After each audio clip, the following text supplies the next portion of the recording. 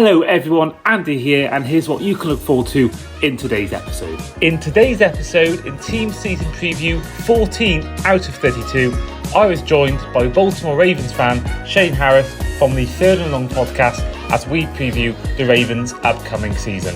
Shane discusses which free agency signing he is excited by the most. I'm so excited about DeAndre Hopkins. He's not as good as he was, but I know he's still got that ability to make plays, and I still think he's got a little bit of juice left in the tank. Shane also discusses the continued excellence of Derrick Henry. Life is football.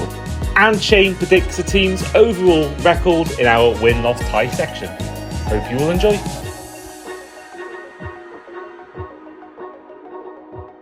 Hello and welcome back to the Across the Pod NFL podcast. I am, as ever, your host, Andy Davis, and we're here for another team season preview in Team 14 out of 32 in the NFL. I'm, as ever, your host, Andy Davis, and today we've got one guest and one guest only. When you hear Ravens on this podcast, you think of this guy. Say his name and he appears. Please welcome Shane Harris. Very, very well played. I like that. But it is a sad day for professional wrestling. Of course it is. You know, the passing of probably the biggest icon in the history of the industry, Hulk Hogan, today, 71 years old. That's absolutely terrible. Thoughts and prayers out to his friends and family of, you know, from your show and obviously from our show as well. So yeah, sorry, but I just had to say that. You carry on. My wrestling knowledge is pretty non-existent, but I know who Hulk Hogan is, so that I think that goes to show, you know, the kind of fame that he has, that even non-wrestling fans like me know who he is. You know, like The Rock and Steve Austin and John Cena, and yeah, Hulk Hogan's one of the older ones.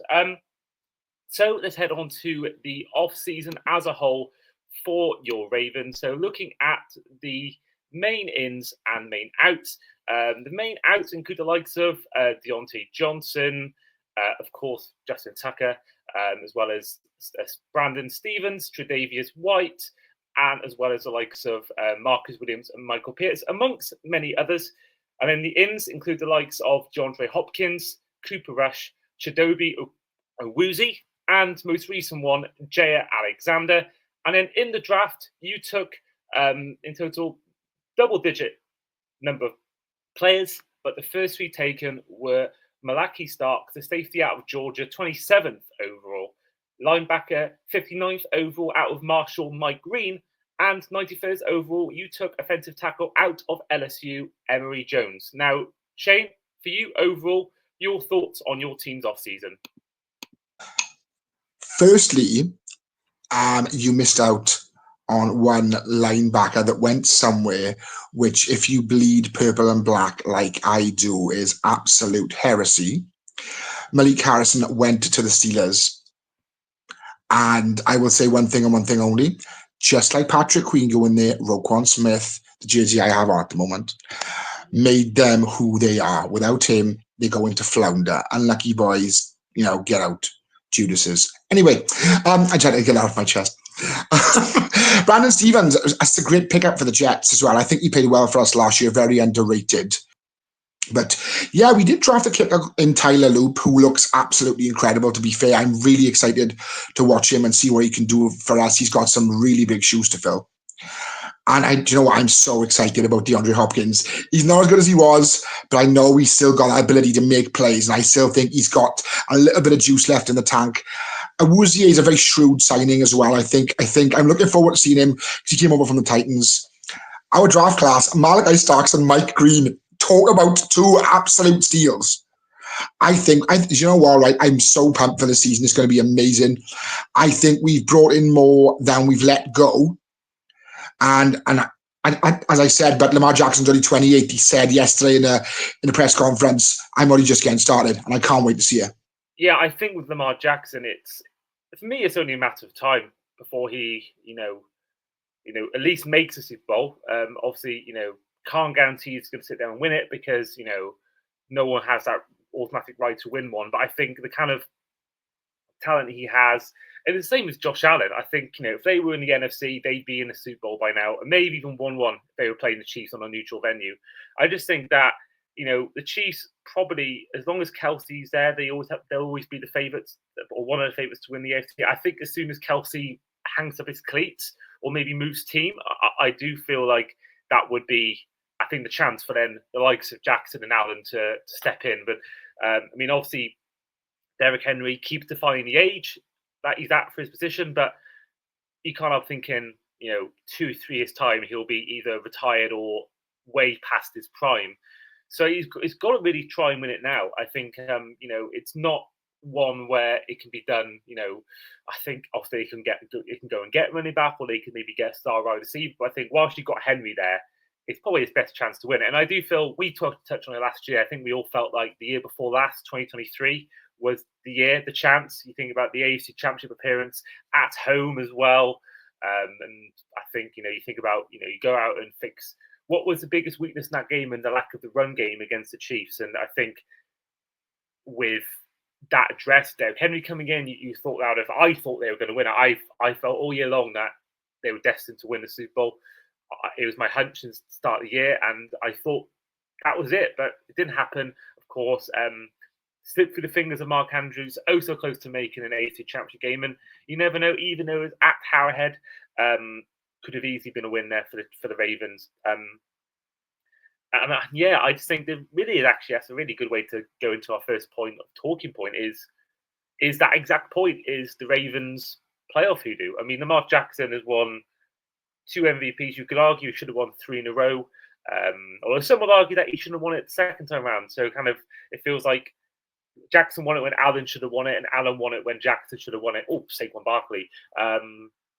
So it's literally carbon copy of what we said on the Bills podcast. It's the exact same thing. Amazing regular season. One of the best quarterbacks in the league. I think they're on track, both of them, to potentially be Hall of Famers right now. Not definitely not first ballots right now, but I think certainly the way they're going, if they keep doing what they're doing, I think give them 5-6 more years each of being the way that where they are now and the way they're playing, I do feel like they are Hall of Famers. But I think if you want to, really establish yourself as a great in the game, you've got to at least make a Super Bowl. I don't think, there've been plenty of quarterbacks and players who've made Super Bowls and not won it and still made the Hall of Fame, would still be seen as legends. No more so than Dan Marino and Randy Moss, but at least they made them. But Lamar Jackson hasn't made the Super Bowl yet, and he's got time in his hand, year 28, but you just never know what's around the corner for any player. So what do you think? Because it's most likely they're going to be facing one of Joe Burrow, Josh Allen, or Patrick Mahomes in the playoffs if they want to advance and they want to make a Super Bowl. I can't see it not being one of them 3 they'd be facing in a division round, or at least in the championship game. So the Chiefs have been, and the Bills a little bit, but the Chiefs have been for many teams, but mostly for the Ravens, a real kryptonite. Again, like the Bills. I feel like I'm saying the Bills a lot this episode. But what do you think the Ravens have to do? Not so much Lamar Jackson. I think Lamar Jackson did all he could in that Bills game last year. I don't think that loss was down to him. But the team as a whole, what do you think they need to do to go that one step further this season and get over this playoff? Who do they have against the Chiefs or the Bills? I didn't mention Jair Alexander in my opening spiel because I wanted to sort of get to this point and then mention him. I think bringing him on board, even though he was a little injured in his last season with the Packers, I think is a marquee signing. It's a statement of intent. I think it's a case of, right, what we're doing is not working, let's add to it. Let's add more fuel to the fire. And Jair Alexander is a fantastic player. He's only on a 1-year deal. It's very much going to be a case of get it done. And I think this year's our year. And I've been on the show many times. I've never said to you, we're going to do it. No, I've never been that confident. But I think this year's our year now. Rashad Bateman sort of finally lived up to his potential last year. Zay Flowers is incredible. DeAndre Hopkins, Isaiah Likely, Charlie Kohler, Mark Andrews is always there is always good for a touchdown. I think we've also sort of changed the offensive line around a bit with a few departures and a few arrivals as well. So I think, personally, I think this is our year. I do genuinely think that. Todd Monken, our offensive coordinator, signed a new deal in the summer as well. He's staying for a while, and I'm a big fan of his. John Harbaugh, again, signed another new deal. I love John. He's like my second dad. He's great. So I want him to stay as well. And I genuinely think this is our year. I don't think the Bills are as good as they have been. But for some reason, Sean McDermott does something every time we play them, and they manage to eke by us. I mean, this in the AFC Championship game, that was Mark Andrews' fault. You could probably call the snow into question, but I suppose as a professional, you should be used to playing in any condition. The Chiefs, again, they just got that thing where they're always there or thereabouts. They haven't got that many superstars anymore, to be fair. Kelsey's, with me, the jury's out on Kelsey. It's the same with the boys in our podcast. The jury's out on him. We're just not a fan of him or his floppy haircut. None of that, right? I think Mahomes. Sorry, but I didn't mean to offend you there. Mahomes. And you've got Mahomes, manages, playoff Pat all the time, manages to pull it out of the bag. But I don't think they're as good as they were. But again, Rashid Rice back now as well, who's a speed demon alongside Xavier Worthy. So it'd be interesting to see how that dynamic works with the pair of them together. And I think the Bengals are imploding from the inside. They pay their offense, they can't pay their defense. Trey Hendrickson's leaving. They've got nothing. I'm not even worried about the Bengals at all. Do you think that the Bengals and me are going to be like a team where if you score 30, we'll score 35? I think the defense is pretty concerning for them, because you think about, I know you'll know yourself, you play them twice a year, about how bad their defense was last year. And their biggest defensive star is potentially not playing for them this season. And their first round pick as well, Sherman Stewart, might not be playing either. So that's going to be a concern. And I do think ultimately that will cost them from probably making the Super Bowl or championship game. I think they'll make the playoffs, and they'll probably get the divisional round. But at the same time, the trio of Joe Burrow, Jamar Chase, T. Higgins, and he even look further and running back Chase Brown, is that trio in particular, they're going to win them games, even when the defense is, because we saw, I've started watching quarterback. I've seen the first 3 episodes, and you look back at the games they had. I remember the 2 Ravens games in particular, and there was a game against the Chiefs as well, where they lost them in really close score lines, and they were all shootouts. They were all like 35-32 or 37-30. They were all high-scoring affairs, and I think those there's 3 games with such little margins. If they're just a little bit different, that's 3 games more won, and that's 3 games less lost. And they only missed out on the playoffs by 1 game. So it was a very fine margin season for the Bengals, and once again, it was down to their slow start. But you think about the way they ended last season, and how hot they were. No one would have wanted to play the Bengals if it got to the playoffs. They were playing that well, and Joe Burrow, I think, is you kind of think if as long as he's fully healthy and he's getting the protection he needs, then there aren't many better than him. And I think he can win you games on his own. I mean, some players, you could see, some players are guilty of maybe not having that clutch gene, or maybe not performing when it matters. But Joe Burrow, every big game they play, even if they lose, he's still, a big part of that game, and the reason why they are being competitive. So I think Bengals won't win the Super Bowl, but I think certainly they'll, be a lot, tougher than maybe some people thinking. Now, I've got to shout out friend of your podcast, Ollie Butler Henderson, on Third and Long, who did come on the show a few episodes ago to preview the Patriots season. Now, he said to me, I don't know how you'll take this, Shay, he said to me that you'll be, the Bengals will be winning the AFC North this year. Funnily enough, he did mention to me in our group chat today that he did mention something to you on the show, and it was a hot take in his words. But let me give you my hot take. I'm not worried about anybody in the AFC North at all, right? The Browns are the factory of sadness. They continuously mess things up, and it's hilarious to watch. The Bengals haven't got a defense when Shamar Stewart and Trey Hendrickson don't even play for them. There's nobody there. And then you've got to look at the Steelers. I'm not worried, but we've got class on both sides of the ball. I'm not worried about the AFC North at all. And I will say one thing about his Pats. it looks like they're retooling. They'll be one of the sides to watch this year with a new coach as well, who is a Patriots player, former Patriots great. We are, something to still watch. They still won't do a lot. You had to ruin it, didn't you, by bringing up the Patriots? You really had to ruin this episode by bringing it up. But I agree. I think with my fable there, I think they'll be strong. But yeah, so like it's with the Chiefs in particular. It's just, that it was actually right. They find these ways to win, and it's what all the great teams do in many sports. They find ways to win when maybe they're not at their best, maybe they're not performing well in a season. They find a way to get the job done, and the Chiefs did that massively last year. I mean, didn't have a single game with over 30 points in the regular season last year, but they go on and win the AFC for the 7th time in a row. They reached the AFC Championship for the 7th time in a row and make their 3rd straight Super Bowl. It's an incredible achievement, and I do think that that they will be once again a contender. I think anyone who thinks they're going to decline, I know Steve McGinnis had that in one of our previous episodes for the Eagles.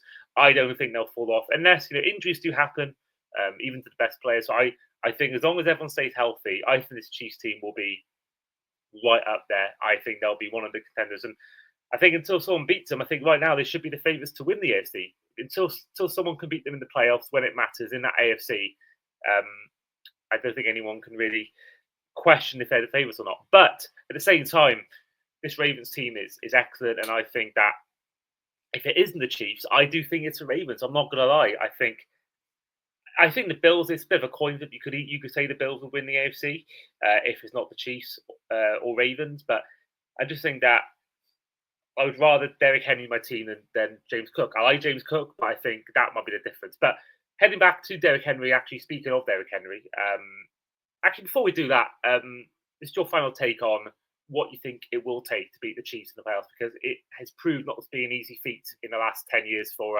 AFC teams. It's got to happen at some point.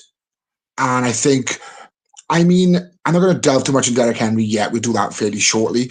But yeah, I think with the weapons that we have now, we've seen our backfield.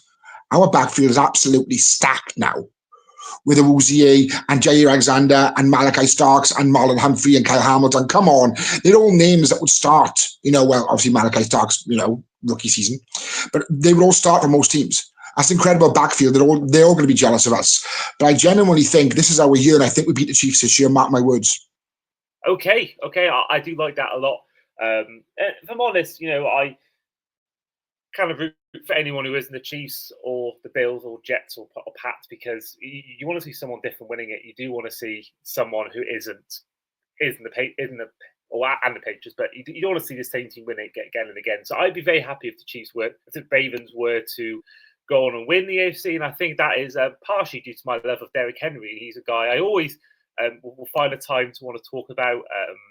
I said it before, those times on this podcast, my favourite ever NFL player is Derrick Henry.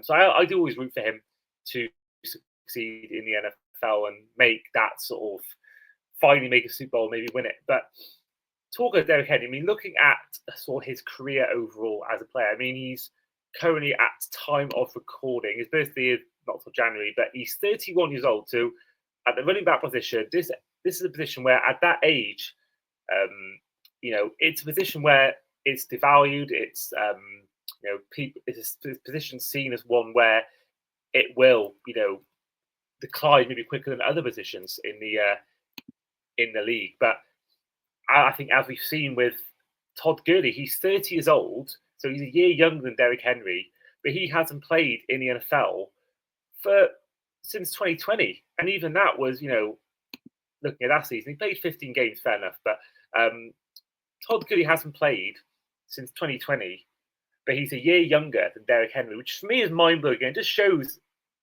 example of how the running back position can see your career end early. And Zeke Elliott was quite a quick decliner. I know it was through choice. Barry Sanders retired early on in his career. But Derrick Henry just seems to be getting better with age. He had his second best season in his career, running yards-wise, in 2024, with 1,921 yards, just shy of his 2020 2,027 yards and 17 touchdowns. He got 16, which is his joint second best total in 2024 as well. And he just seems to be getting better with age. And I think there's a little bit of a element to his game, which I've talked about before, how I think Saquon Barkley and McCaffrey are the same running back. At teams that are bad, have injury problems, they're the main star of their team. They go to a team where they're just one of many stars. Their workload is slightly reduced, and they have an amazing year, get to Super Bowl. Of course, the only difference being that McCaffrey didn't win the Super Bowl, and Barkley did. So I think in a way you think about Derrick Henry. You think about Derrick Henry, he was the main part of the offense at the Titans. Less so when AJ Brown was there, but certainly when AJ Brown left, he became the complete offense. And then he's gone to a Ravens team where you've got Lamar Jackson, who can run it as well as Henry can. You think about players you mentioned, Zay Flowers in particular. So I think that's seen him have a great year. And I think that, it's, almost 800 yards more than what he got in 2023. And it's almost more than what he got in 2021 and 2023 combined, albeit 2021 was through injury. How long do you see it going, Shane? Because even though he has to fight his age, Father Time does happen to players when sort of out of nowhere. So you think about Tom Brady just suddenly lost his power out of nowhere. It didn't really come sort of at a particular time, but just out of nowhere, 1 week he just saw his time decline. And Aaron Rodgers was a similar sort of thing in recent years. So Derrick Henry's sort of decline will come at some point, but whether it's in 6 games into the season this year, or whether it's 2027 or 2028 or 2026, how long do you see him keep going like this? Because thankfully for him, Lamar Jackson can run the ball a lot, but Derrick Henry is a big guy, so that has probably helped him last longer than maybe other players in that position. But when do you see, or how long do you see him keep putting out these great performances and statistically monster games? It's been well publicized that Derrick Henry is an athletic freak. What I mean by this is he runs up hills in his spare time with weights on during the preseason when everybody else is sunning themselves in Cancun. And he's got a proper dietitian that does all his meals. His life is football. I'm not sure what his family life is, but his life is about this game. So his life is for this team to win a ring. And I just think he's absolutely phenomenal. But genuinely, as you said, you can't sort of this can't go on forever. Eventually, the train's going to run out of steam. He just signed another 2-year extension. There may be one more year after that. After that, I think that's probably it. But that 1-2 punch of Jackson and Henry is, and I'm probably biased in saying this, probably the best quarterback running back combination in the league. I'd say he's better than Jalen Hurts and Saquon. I'd say it's better than that Brock boy. I know that Brock boy. That Brock boy and Christian McCaffrey. Yes, but it's better than those. And I'm not just saying that. I think we are due a ring, and I think he's going to keep giving it as much as he can until we do. I don't know whether you've seen that Nate McCarthy meme, Shane, where they ask him, "It can't go on, can it?" It can. That's what it's like with Derrick Henry. Derrick Henry is the NFL's equivalent of that Nate McCarthy meme. It just keeps getting better and better. And I think there's definitely got a couple of seasons left, but you never know. So let's head on to our next section, which is going to be our win, loss, tie section. So for those of you that aren't familiar with this section of the podcast, each fan that comes on predicts their team's overall record by going through each game in a season and deciding whether they win, lose, or tie. Now, Shane, the Ravens went 12-5 in 2024, and Shane, you did come on, as you have every year, for the Ravens season preview 12 months ago. Do you by chance remember what your prediction was 12 months ago? I can't remember what I done last week, but 12 months ago, you're all right. Come on, but fill the viewers and listeners in at home. Well, you predicted a 13-4 record, so it's not bad. It's not bad. You're only a game off, so I think it could have been a lot worse. Yeah, 100%. I mean, it's like that Popmaster show on Radio 2. Now I'm showing my age. 1 year out. Yeah. That is a reference I wasn't expected to hear on the show. We had the Joe Henry shout out at the start of the show. I wasn't expecting Ken Bruce's show there being referenced. It wasn't on my bingo card in this episode, I'm not gonna lie. So let's head on to the 2025 schedule, and week 1 starts off with what we voted as in our episode with Ben Isaacs, our top 10 games to look forward to the most in 2025. This is what we voted as the best game of the season. It's week 1. It's Sunday Night Football, possibly the last ever game in Buffalo at Highmark Stadium. You're taking on the Buffalo Bills on Sunday Night Football. Shane, for the first time this episode, win, loss, or tie? 8 months. I was sat in this room, and me and my best friend watched that game. 8 months. That was 8 months ago, right? And we've had a bit between our teeth. We are coming for vengeance, and we're going to beat the Buffalo Bills on Monday night. Love that. And as a AFC's rival, the Bills, I am definitely not against the Bills having a losing start to the season. And you could be, for 1 week only, top of the AFC East. And then week 2, you go to the team that you stole the franchise from in the Cleveland Browns. You're at home for the first time this season. Win, loss, or tie? You gotta mention that, haven't you? At Motel like a thief in the night. Yeah, win. Easily, but as I said, I don't fear anybody in our division this year. Win. Okay, so then week 3, you face a home game. And again, what a start to the year. I'm looking at the first 6 games. My God, that's a brutal first 6 games. But you have got, on week 3, a game against, at home, the Detroit Lions. Shane, win, lose, or tie on this one? It's a scary opening slate for the first 5 or 6 weeks, honestly. Do you know what? Lions are a good side. I think they'll beat us. I really do, because their quality. They're not as good as they were about 2 or 3 years ago, but they've still got enough, and I think they'll sneak this one. Well, it doesn't get any easier in week 4. They've taken on a team we've mentioned quite a lot in this episode, on the road to the Kansas City Chiefs. Shane, win, lose, or tie? I'll say this nice and slow so everyone hears it and everyone understands it and doesn't forget it. Win.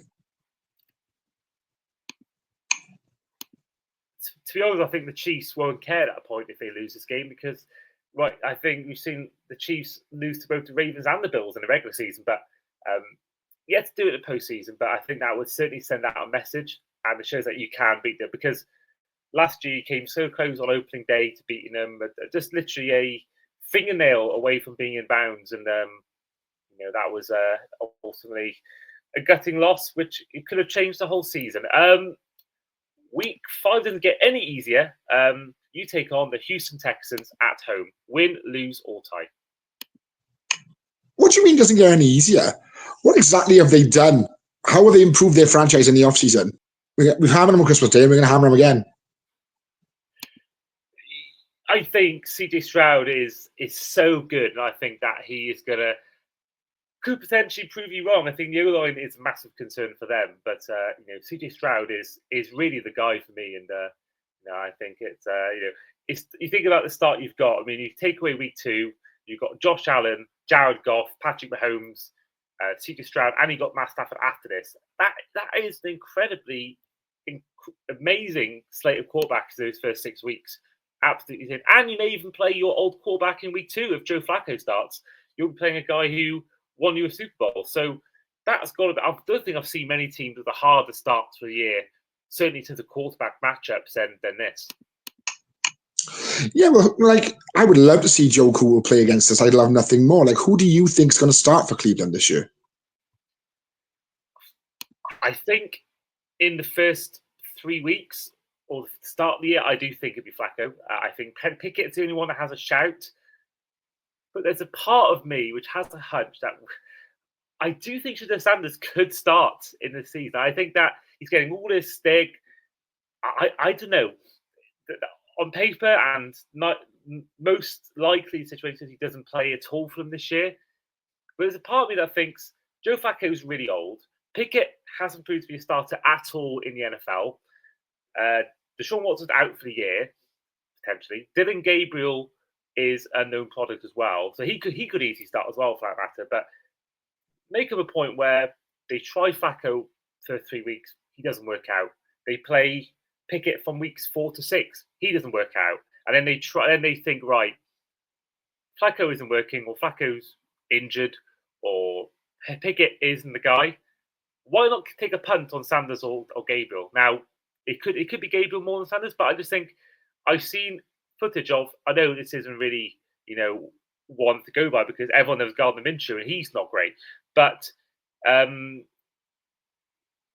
Sanders they seem to love him, and I think it says a lot. It goes a long way if players get on with each other. And I think if you got rapport with your quarterback and your wide receiver, it goes a long way towards winning games.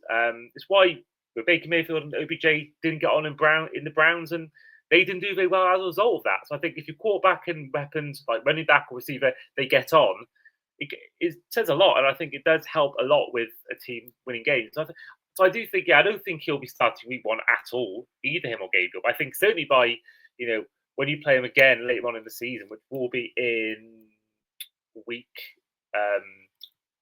where is the second? Oh, week 11. Make it to the point where in week 11 you're playing the Browns again. I wouldn't be shocked if it is Sanders or Gabriel. I'm not gonna lie. I think it could well be one of those two quarterbacks come week 11. Yeah, I mean, the Browns need all the help they can get. Let's be fair. I think, yeah, come towards the end of the season when they're really struggling and they're below 500, way below 500, they're going to experiment because they're like, we got nothing to lose now, so we'll try Dylan Gabriel, or they'll try Shedeur Sanders as well. I think, yeah, 100%. So then I gave a little clue earlier about the next game, but you are taking on the Los Angeles Rams in week 6. You are at home. Shane, win, loss, or tie? The Rams have picked up Devontae Adams. Like, which Devontae Adams are they going to pick up, though? The one that was in Green Bay or the one that was in New York? So, see, it'll be a very, very tight one. I really do think so. But I think we'll use home field advantage and we'll win, but it won't be by much. Okay, so then week 7 is the bye week. So then after your bye week, you have a home game against the Chicago Bears. Shane, win, lose, or tie? The Bears are going to be quite the anomaly this year because you don't know what to expect. With Caleb's second year and the fact that they've got the new head coach as well, honestly, it's like they've retooled a lot of their team as well. So it's going to be an interesting game against the Bears. But again, I still think we're too strong for them. I think we'll win. Fair play, fair play. Well, week 9 is a game where you have to be careful of your answer. You have to really be careful what you answer with on this one. But you face a road game in Florida against my Miami Dolphins. Shane, who's winning this one or tying this one? I think I'll ask you the question. Andy, who's winning this one? Well,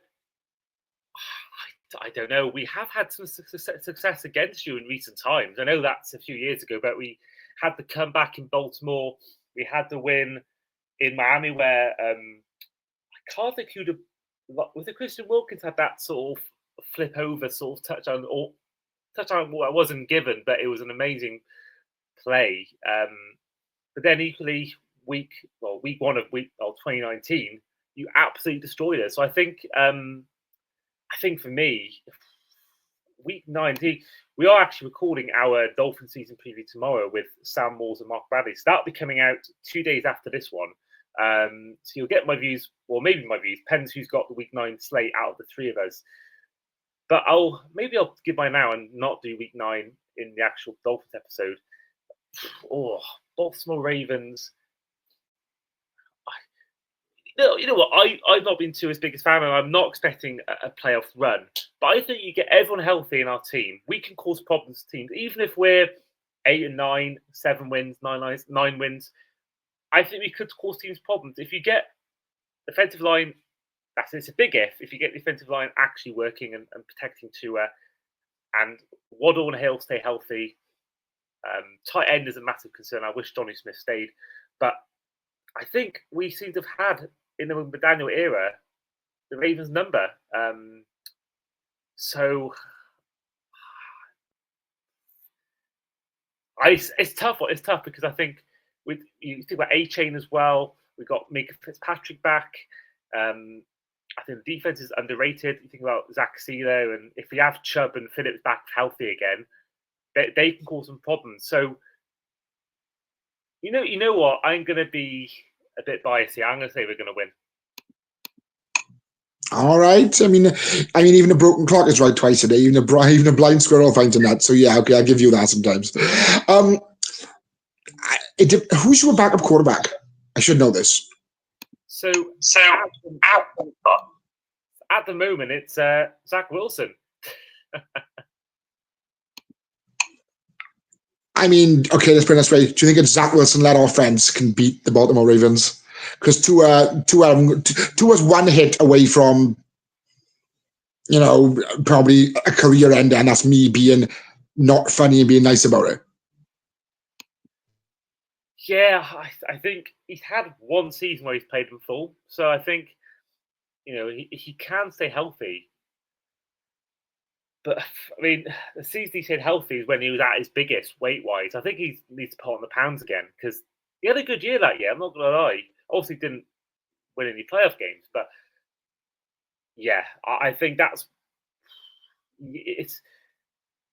We saw him use his legs last year, so he can be elusive. So that might help, but yeah, it is a big worry. But we say this every year, and he finds a way to come back into the NFL. So it is worrying because he's had so many concussions. I think there will come a point where they will say, put it out of his hands, or put it out of his decision out of his hands. But I think week 9 we might be all right. I think we tend to struggle more when it comes to like week 17, week 18. So I think week 9, I'd be more confident facing you in week 9 than maybe facing you in week 18 because we've proved in the last 4 or 5 seasons that we're not very good when it comes to the final few weeks of the season.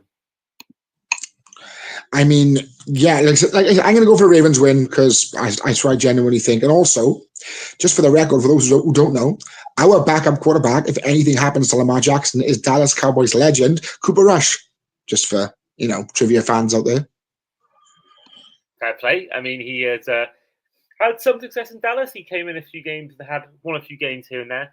I think one of the more polished backup quarterbacks. Week 10 is what I'm going to call the Purple Bowl as you travel to Minnesota to take on the Vikings. Oh, no, this excites me. I couldn't tell you the last time we played the Vikings. Honestly, I couldn't. Especially at their place as well, that magnificent facility that they have, a beautiful, beautiful stadium. Do you know what? I think they'll do us. I'm a huge fan of Justin Jefferson. I was privileged to see him play against the Jets 2 years ago in London. And yeah, I think they'll do us. I think that game's going to trip us up. Okay, so then week 11, we mentioned it before, you're back playing the Browns again, but this time in Cleveland. Win. Nothing but a win. Depends who's starting. Well, I don't care who's starting. Win. Yeah, fair play. I mean, they're going to be, I think, one of the worst teams this year. I really do. So week 12 now, we're recording this today on July 24th, around about 10 to 8 in the evening. And earlier on today, there was a announcement that Justin Fields has suffered an injury, but the length of the injury is not being determined yet. And if I get it correctly, the kind of injury he's got is a apparent lower leg injury. So he was carted off practice field today with a jet. Now, top of my head, I can't think who the backup is. I think either way, I know you think differently to me. I've heard your podcast, but I don't think he's any great shape. So I think he will. Even if he was playing, I wouldn't have much faith in you losing to them. But yeah, how are you feeling about that game now? You've heard that Justin Fields is out for the game potentially. It's the Jets. I mean, the best thing to happen in MetLife this year is SummerSlam in 2 weeks' time. Other than that, nothing's going to be interesting happening in MetLife all this season. We got the Jets number. But as you know, I'm a big Justin Fields fan, and that news did slip past me today. So I will keep an eye out for that as well. I'm not sure who their backup is. Again, I should know this. Taylor Heineke, probably, because he's been everywhere else. Hello, what? Josh Johnson. Has he been everywhere?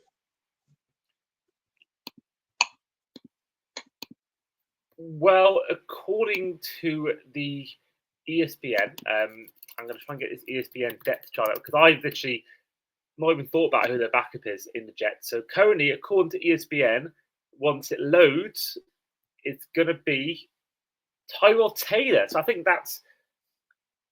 I kind of think I wouldn't be against having Tyrod Taylor as the backup. I think he is by far. I think he generally could start for a couple of teams, but maybe not now. I mean, maybe but a couple of years ago he could have started for a couple of teams. But certainly, yeah, no, that's not. Whether it is Fields or Tyrod Taylor, I don't think it's a great situation there. So week 13, we've mentioned before, your first of 2 meetings against this team this season, 2 in 3 weeks actually. We're taking on at home the Cincinnati Bengals. As you said, but they are pretty much offense first, ask questions later. And that's pretty much their MO for the season. It's going to be a case of score more points than us if you can. But with our defense, I think we probably could, to be fair. I think we beat them. But again, like last year, I remember when we played them last year, I believe it was away. I was at the Jets-Vikings game, and I had to get my bus back to Bristol. And I literally had my phone in my hand watching the game on Red Zone, walking down the street in London from the stadium, walking down Seven Sisters Road, and I almost got hit over by a moped. Yeah. Some guys screaming at me. Yeah, I was on the bus screaming when we just beat them, and they just missed our field goal.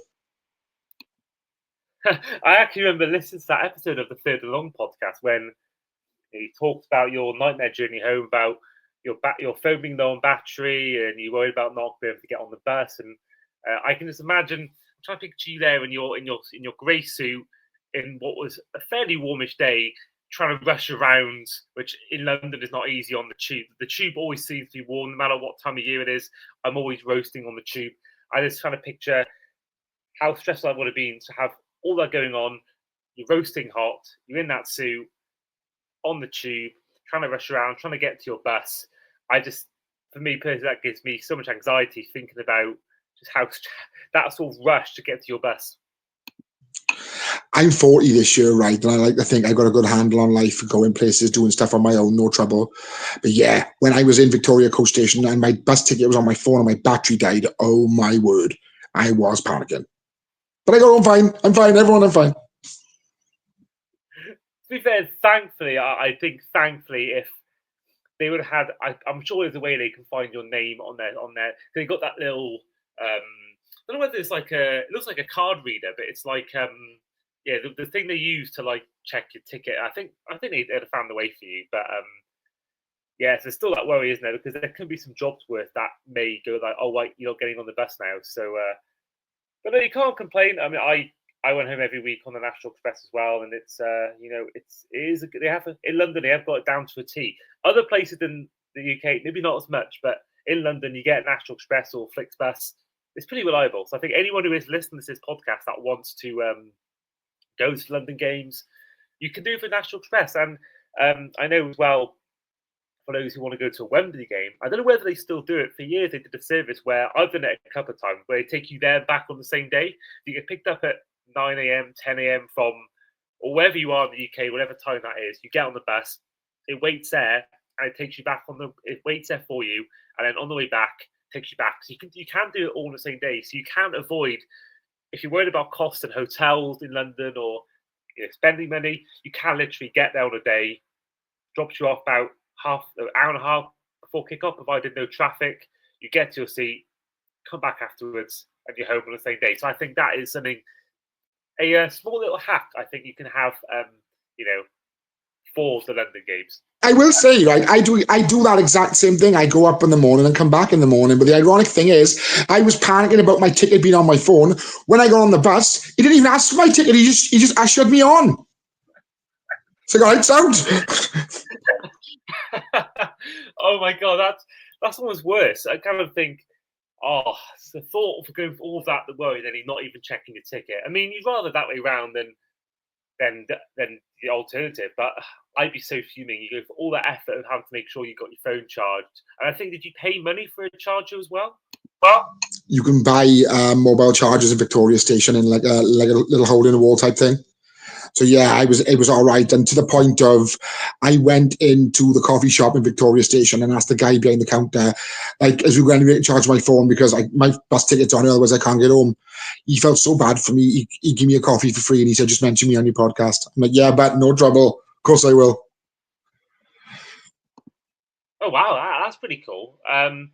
Did you how did it get talk about the podcast? Did you just mention what you did, and how did it come about that he knew about your podcast? Well, I turned up in jeans, my white blazer, and my third and long t-shirt. So then obviously he asked me what that was, and then we got talking. But it was a guy behind the counter. He was, he was doing his job, and he was just sort of, chatting and being a nice bloke and that. And he gave me free coffee. I was like, sound. Was he an NFL fan? That's what I want to know. He was a Ravens fan by the end of it. Well, let's head on to week 14, and you take on, for the second time this season, the Pittsburgh Steelers. Shane, win, lose, or tie? It takes me great pleasure to say win, because I don't think Rodgers will last this long. And I just think they are completely and utterly, I'm trying to be PG about this, completely and utterly bad this season then, because everything else in my mind was a swear word. I think they're not going to be a factor this season at all. Okay, so then week 15, you're once again playing the Bengals, but this time on the road. Shane, win, lose, or tie? Tie. Do you know what? I'm being a bit too favourable to ourselves. I think the Bengals will do us in a place. I really do, because as I said, that high-powered offense. If you can't get your offense to go in, it's going to run all over you. So I think the Bengals will do us there. Okay, so then week 16 is one we've already covered in our Patriots episode, which is we are playing next. Of course, Ollie did come on the show and predict this, so I'm calling it the third and long bowl. I'm sure that'll be one that'll be well covered prior to the game on your podcast, like it was when your Ravens took on the Niners on Christmas Day or Boxing Day, Christmas Eve. So I think I'm looking forward to seeing how you will sort of cover that game. And obviously, I know you will be watching it together because that is incredibly close to Christmas. But I'm intrigued to see what your thoughts are on this one. Can you and your team beat Ollie's Patriots? For anyone who doesn't know me, right, I like a tipple. Strongbow original, of course, nothing else but the best. So, I will say that, like, I don't drink, but when I did drink, I used to hate Strongbow so much. I didn't mind Copperberg, but I think it's because my first time drinking, I had Strongbow, and I had an absolute nightmare. I was sick all over the place, and then, albeit after 3 Strongbows, not 5 or 6 or 10, and I've never really had it since. It just brings back nightmares of my first time being drunk and being sick.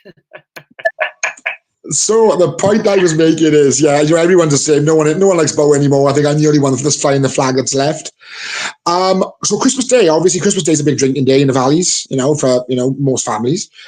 I didn't have a drop that Christmas Day 2 years ago when we played the Niners, because I wanted to stay up and watch that game.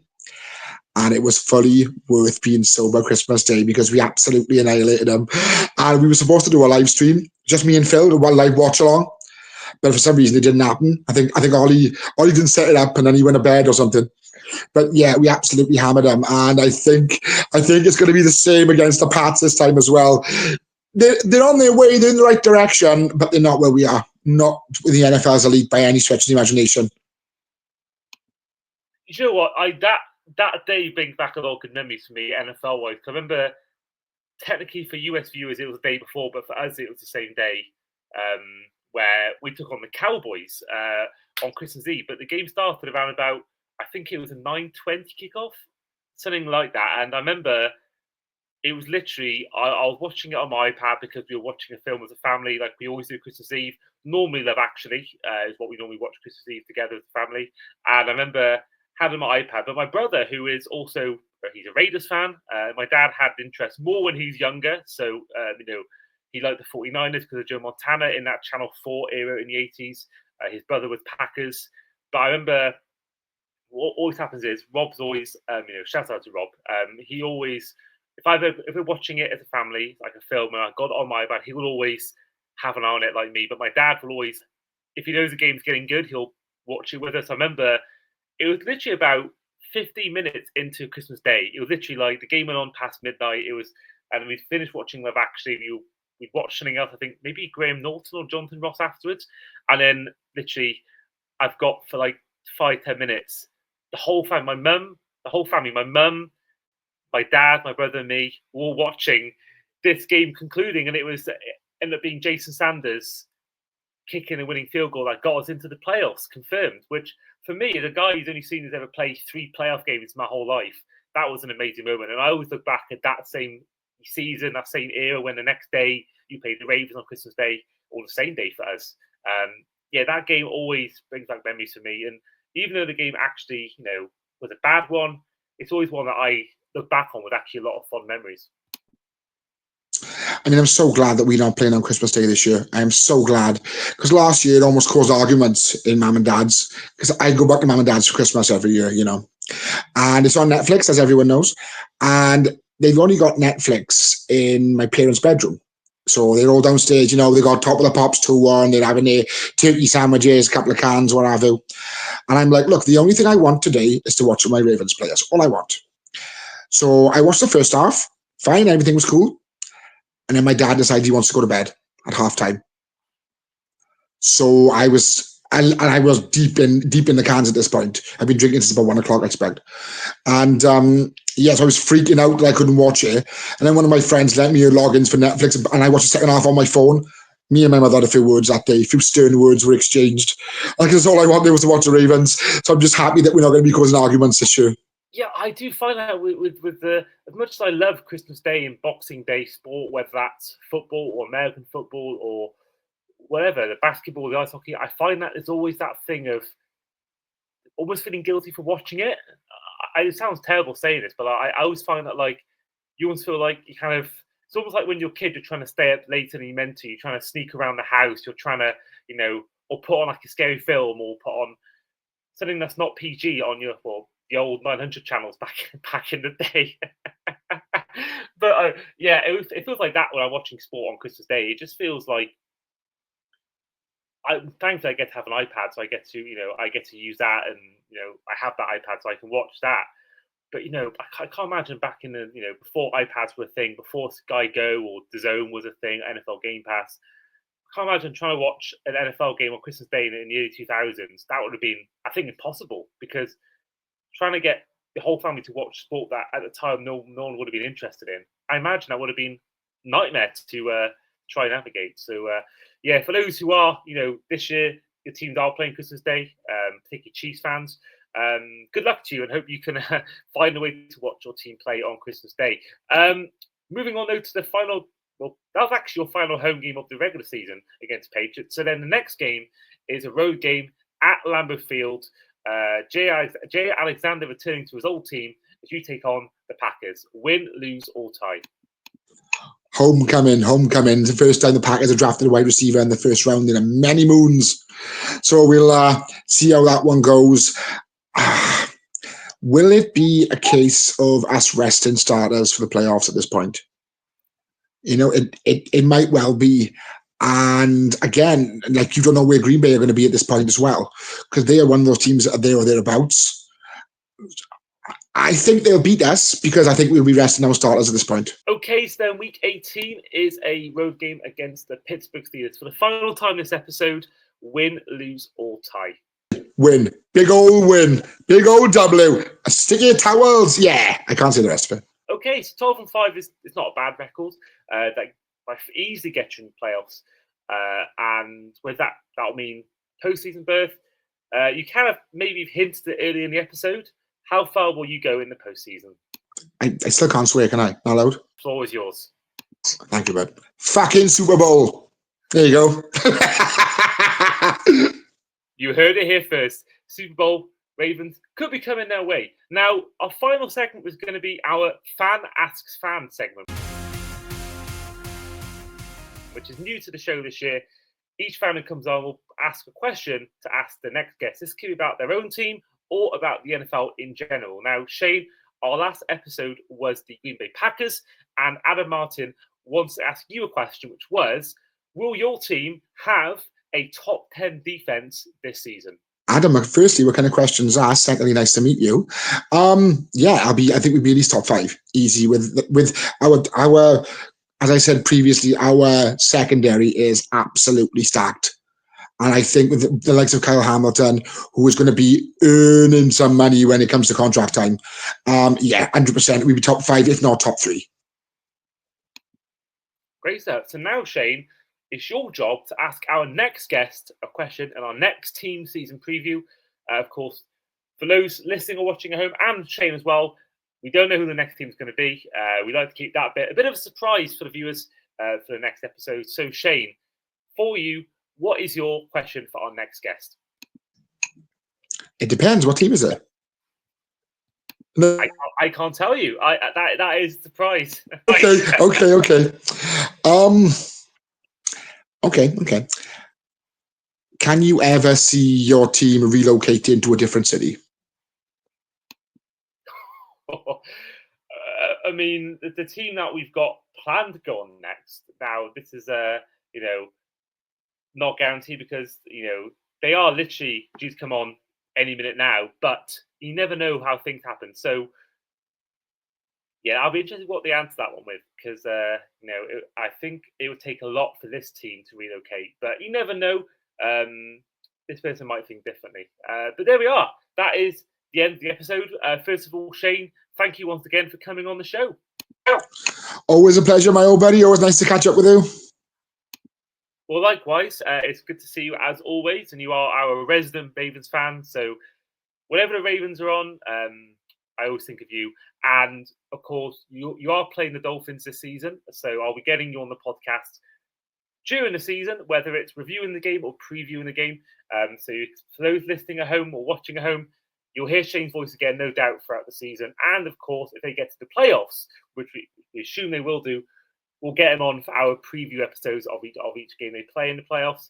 But there we are. In the meantime, this has been the Across the Pod NFL podcast, our 2025 season preview of the Baltimore Ravens in Team 14 out of 32. I have been, as ever, your host, Andy Davis. This has been your guest today in Ravens fan Shane Harris. Don't forget to use code Andy5 at checkout at Fantasy Game Day app. And we'll see you guys for our next team preview. See you then.